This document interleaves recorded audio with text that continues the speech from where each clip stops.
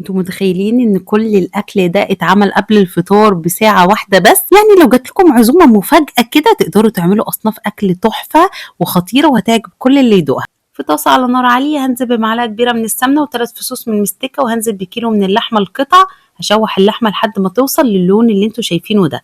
بعد كده بنزل بثلاث بصلات كبار متقطعين شرايح رفيعة، رشة من الملح، معلقة صغيرة من الفلفل الاسود والبهارات، وهقلب بقى البصلة كده مع اللحمة لحد ما توصل للون البني.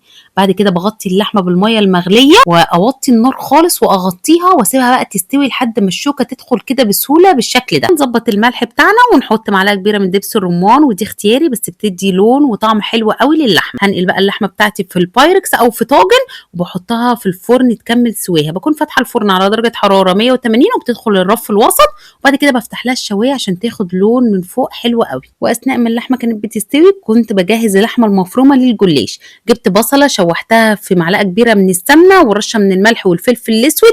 اول ما البصله كده تدبل معايا بنزل بنص كيلو من اللحمه المفرومه. هشوح اللحمه المفرومه لحد ما تغير لونها كلها. هظبط الملح وهزود فلفل اسود ورشه بسيطه قوي من جوز الطيب. وبس كده اللحمه بقت جاهزه، هسيبها تبرد خالص قبل ما استخدمها. هجيب ورقة الجلاش وافردها وادهنها بالسمنة كويس، احط عليها ورقة تانية وادهنها بالسمنة، والورقة التالتة ادهنها برضو بالسمنة كويس قوي. هجيب حشوة اللحمة المفرومة احطها في الطرف كده، رشة من الجبنة الموتزاريلا، وهبتدي الف الجلاش بتاعي رول بالشكل اللي انتوا شايفينه ده، وهرصه في بايركس او صينية تكون مدهونة بالسمنة. وبخلص كل الكمية بنفس الطريقة وادهنهم تاني بالسمنة، وابتدي بقى ان انا اقطعهم بالسكينة بالحجم اللي انتوا شايفينه ده. بكون مشغلة الفرن على درجة حرارة 200 من قبل ما ادخله بربع ساعة. بيدخل الرف الوسط اول ما يتحمر كده من تحت ومن الجوانب.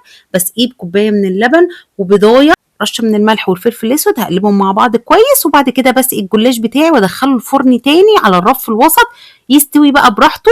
اول كده ما ياخد لون من فوق ومن الجوانب ببتدي افتح له الشوايه عشان ياخد اللون التحفه ده. كان هش ومورق ومقرمش وطعمه خطير. واخر حاجه جهزتها الرز المعمر. جبت الطاجن بتاعي دهنته كويس قوي بالسمنه، نزلت بكوبايه ونص من الرز المصري المغسول ومتصفي من الميه كويس قوي، معلقه صغيره الا ربع من الملح، معلقه كبيره من القشطه البلدي، ومعلقه كبيره من السمنه البلدي.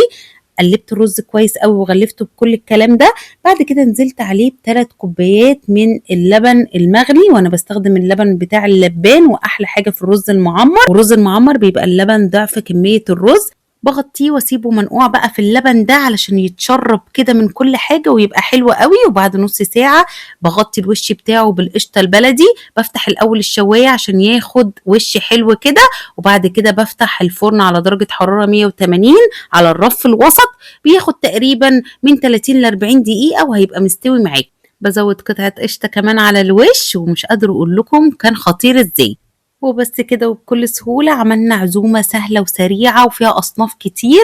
أنا كمان زودت ملوخية وعملت طماطم مخللة وكمان شوية من السمبوسة اللي كنت مفرزاها. والأكل كان تحفة يا جماعة وعجب كل اللي داقوا. أتمنى إن الفيديو يكون عجبكم، وطبعا هستنى تكتبولي رأيكم لأنه مهم جدا بالنسبة لي.